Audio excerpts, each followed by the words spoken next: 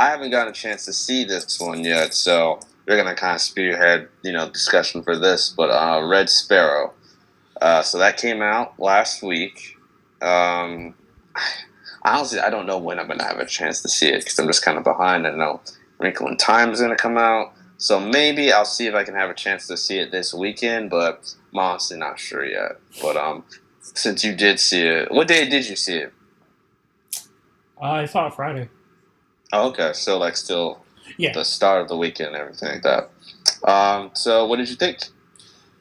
it was boring. Like it just was to me. It was boring. It Hmm. took a long time to get into the action, and not that it was like not that it you know carried itself as it's supposed to be an action movie. There was just like a lot of deep stuff going on, and you kind of wanted something else there. I mean, basically, it's about a Russian woman who sees something that she was not supposed to see. We all kind of have this idea about what goes on in Russia and how it is kind of dictated by the government and the KGB and how you're supposed to do what you're told um, and that's kind of the aspect of it. She sees something she's not supposed to see, and they tell her, we can either kill you or you can become a Red Sparrow, which is basically a female KGB agent, so that people have something to kind of go off of. They are secret agents, but they use their body to get information from men who work for other countries and to benefit Russia. They go through a lot of harsh training.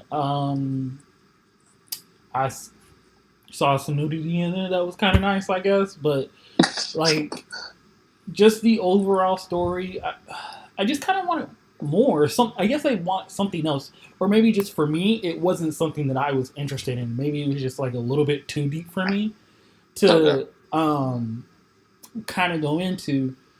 Um, to kind of talk about something that's similar, I guess, the documentary Icarus that won Best Documentary at the Oscars is kind of about that Russian, what they do behind the scenes and all Mm. that stuff. Dude, I love that documentary. I Oh, you watched it. watched it? I did. I watched it. Granted, I watched it after it won the Oscar.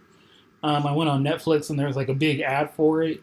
Oh, I Uh, forgot it is on Netflix. That's right. And again, I'm into sports. I like the Olympics, so I was like, okay, I'll watch it. Granted, it was almost 11 o'clock at night, and it's a 2 hour documentary.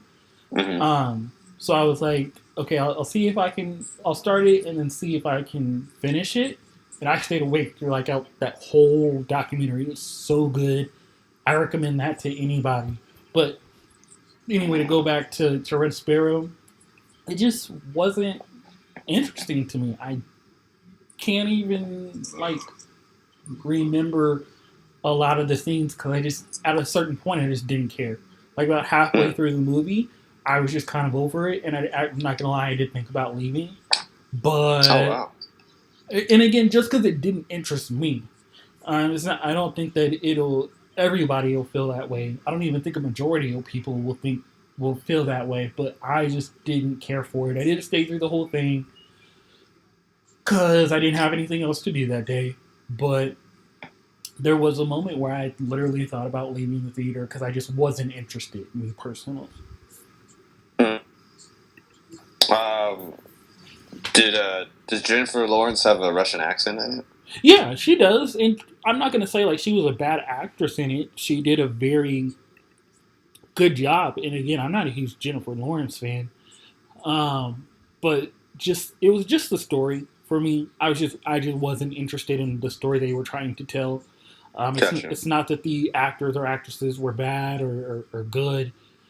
It was really just the story. I could care less for it. Gotcha. So like well done overall, but it just Yeah, the actual like I process and what everybody goes through, it just wasn't appealing to you. yeah Okay. Well, Kelsey is a big Jennifer Lawrence fan, So that was the main reason I haven't seen it, because she was pretty busy this weekend and we weren't able to pull it off. Or she was out of town, so that was what it was. But so yeah, maybe hopefully I get a chance to see it this weekend, and then I can like, you know, either write some up real quick or just touch on it next time we record, and I could say what I thought about it. Oh But yeah, yeah, I'm down to talk about it again because I would like to see if you both liked it.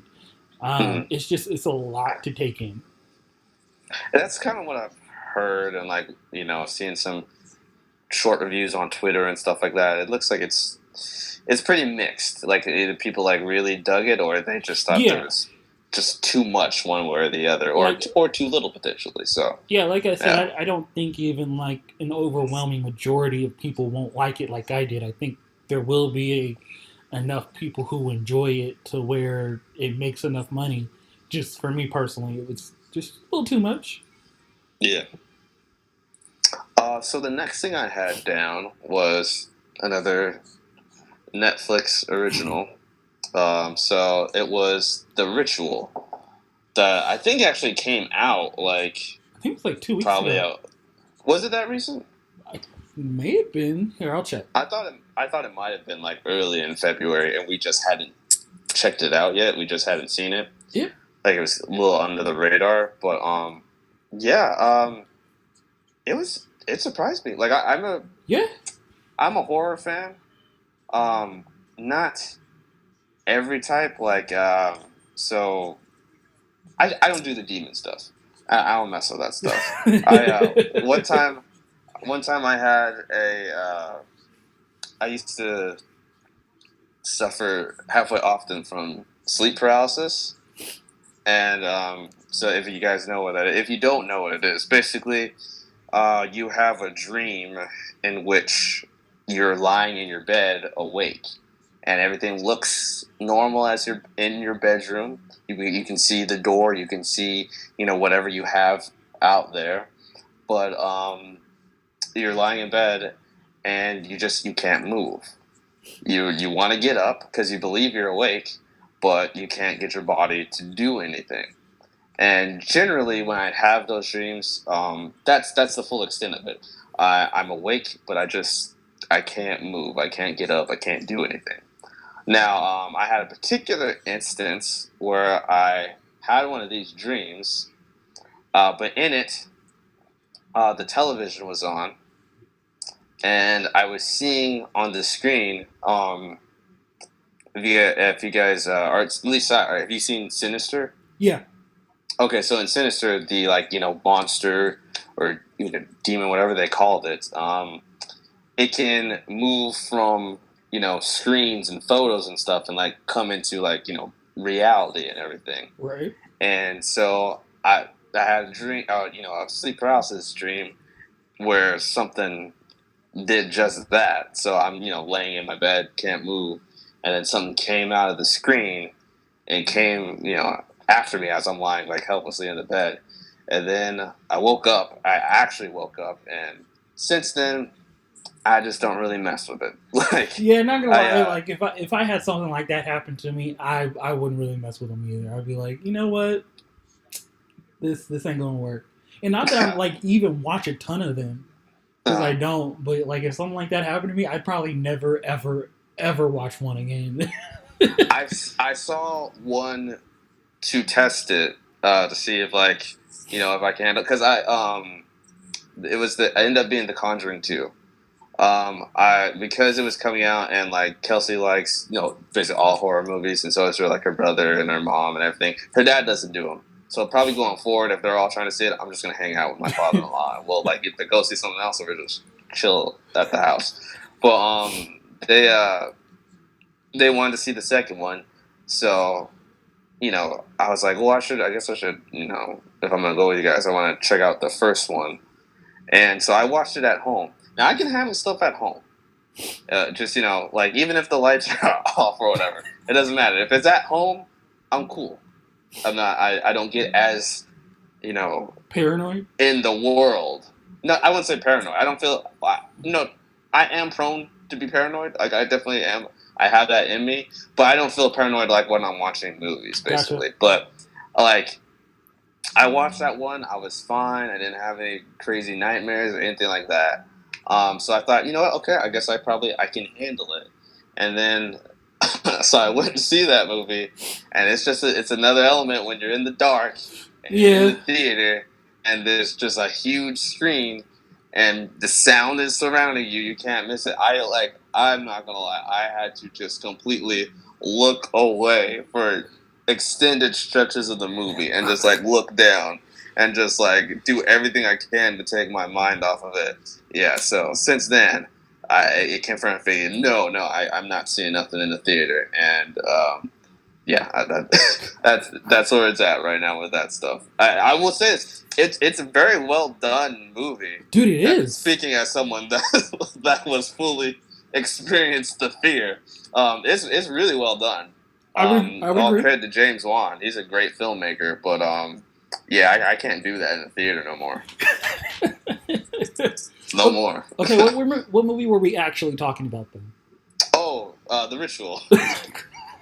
Sorry about that, guys. We did kind of get sidetracked on I, that one. yeah.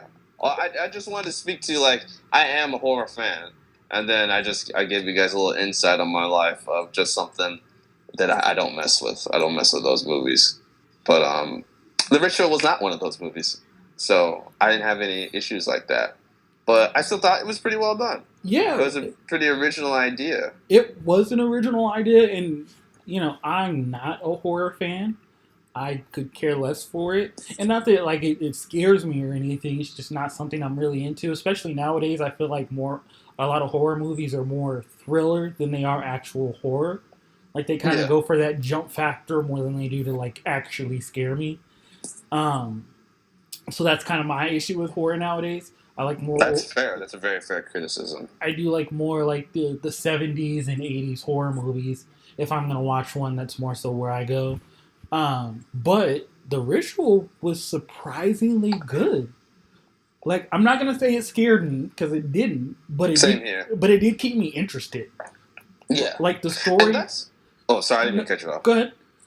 I was gonna say that's what I enjoy most about horror. I don't like jump scares. I don't like any of that stuff. I don't watch it to feel like actually like oh my adrenaline's up or whatever. Right. I watch it to because I like to see the mystery of the story Right. unravel and see the terror and everything that the characters go through. Right. So I don't need to have something pop out of the screen.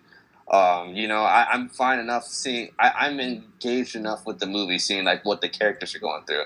And the same thing goes in terms of gore. I don't like gore in horror movies. I don't I mind like. gore if it's done like well. If it's not Well, like the okay. I don't like gratuitous. gotcha. Like if it like fits the story, like it's the nature of the monster or something to be that way.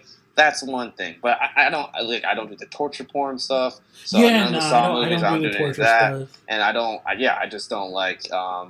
Even if it's a hack and slash, you gotta do it artfully. I don't want to just keep seeing bodies just get Like not, just torn apart. Like if it, you know what I'm saying? yeah, I agree.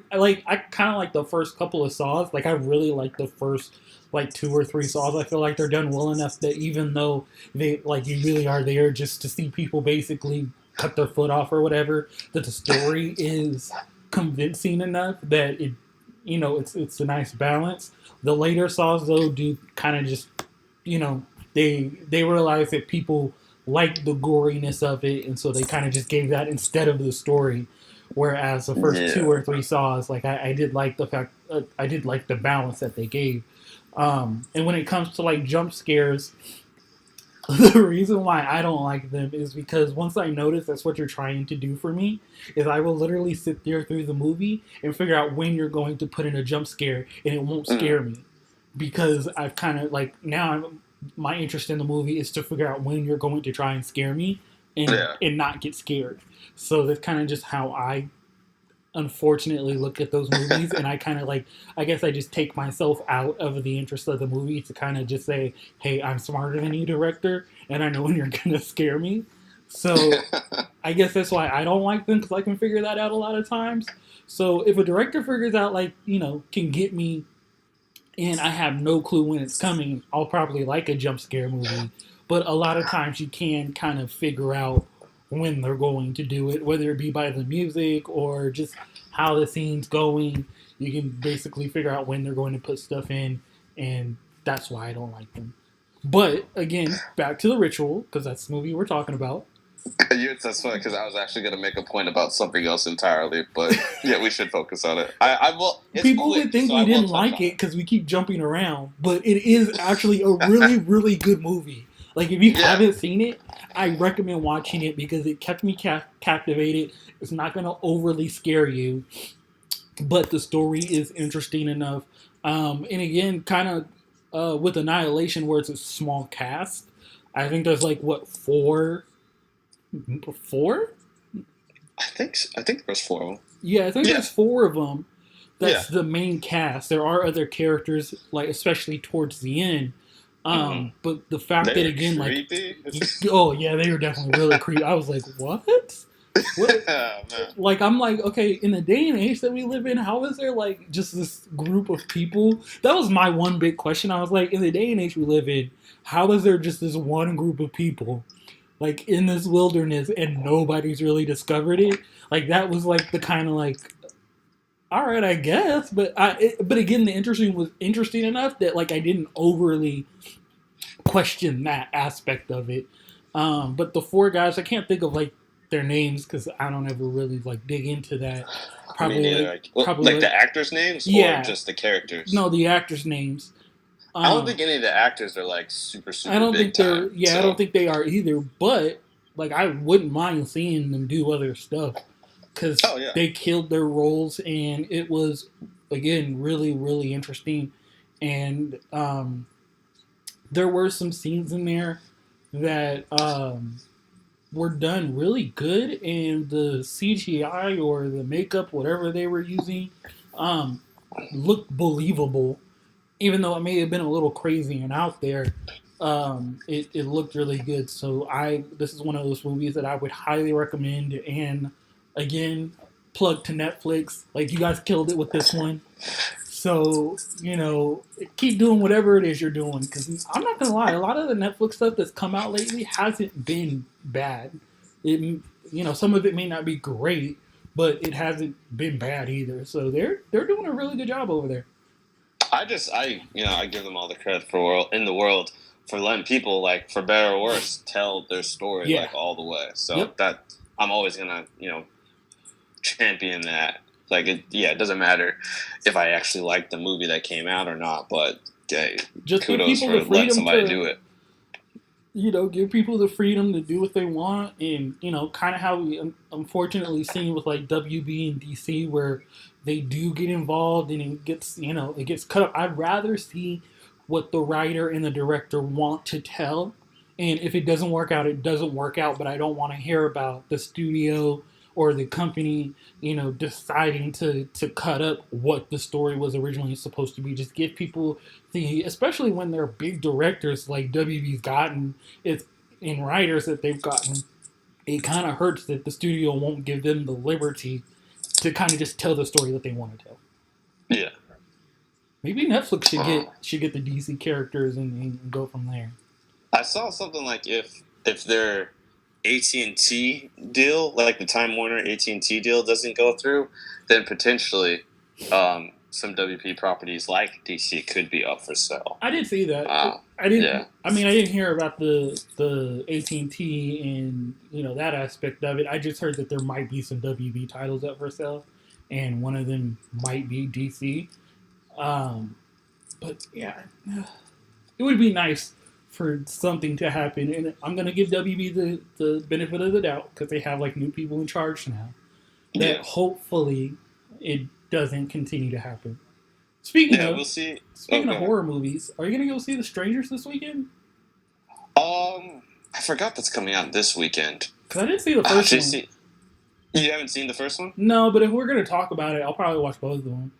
First one's actually really good, which makes me more concerned about this next one. Like I feel like it's perfectly done, just like a self-contained thing. Even though I feel it obviously, um, if you watch it, it makes sense that there could be sequel. It makes sense that these are probably serial killers and they go around and everything. But it's the first one's really well done. Okay. So well, first off, before I get too ahead of myself, there was one more thing I wanted to touch on: the ritual.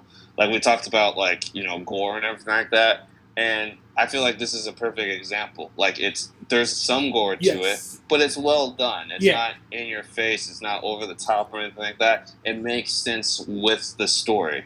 I don't think there was really any jump scares, which I welcomed and everything like that. Not that I The other thing of. I was going to say, the best jump scare I've seen personally that really stood out to me is have you seen the first Insidious? Yes. Okay, the thing with like the red mask or whatever, and that one scene where they're like at the kitchen table. That one's done well. I actually like Insidious. For jump scare movies, that one was done pretty well. And the director did kind of keep even me kind of off balance where I didn't really know what was going to happen. So, yeah, I like that one. Yeah, Insidious. I think that's James Wan too. So, yeah, he's really great, which makes me excited to see. I hope we get not necessarily jump scares, but like I hope he leans into the horror in Aquaman, because potentially we can see some pretty horrifying stuff down deep in the ocean like that. Was there some? Oh, the last thing I want to say. The only knock I really have on the ritual is that once we get to like kind of really see what the monster or whatever it is, I lost my fear of it. Like it was something where you see the monster didn't look. I'm not gonna lie, the monster didn't look scary, but again, the story was intriguing enough to where like I didn't really just knock it for it. But exactly, the monster just looked like a really big horse that was, I don't know, but it wasn't scary. Yeah. But yeah, like it wasn't scary, but again, it was intriguing enough to where I'm not going to kill the movie for that. And they paced it well enough that you didn't get that reveal till the third act and everything. So, like, I was still completely invested because of the story. So, like, it's well done. Like I said, the only knock I can have is that the monster's look didn't really, like, keep the fear there. But you were invested enough in the character by then that, it doesn't matter. You still want to see how he's going to survive this. Yeah. So yeah.